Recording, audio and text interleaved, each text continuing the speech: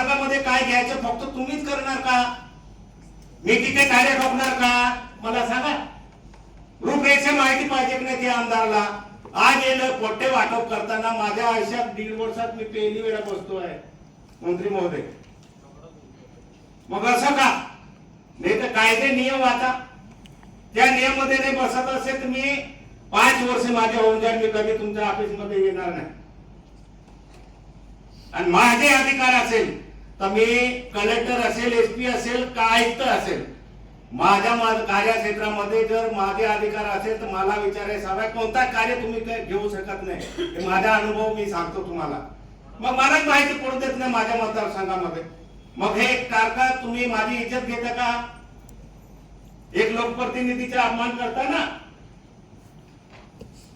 कोणत्या काही लिस्ट मध्ये आमदारांना नाही बोलवायचं ते सांगा. मी 1.5 वर्ष खेचलो आहे साहेब. तेव्हा यांचे काय काय कार्यक्रम असतो फक्त अधिकारी घेतात. मग मी आमदार नाही का? मला अधिकार नाही का? नाही तर त्या पद्धतीने मला परिपत्र देऊन टाका का इथे तुम्हाला बोलवू शकत नाही. पण एवढं मला माहिती आहे जिथे शासकीय कार्यक्रम आहे तिथे लोकप्रतिनिधी पाहिजे. हे कोणाचा अधिकार नाही. ते लोकप्रतिनिधीचे अधिकार तुम्ही डावण्याचे अधिकार तुम्हाला दिलेले आहे का? मला त्याच्या खुलासा द्या.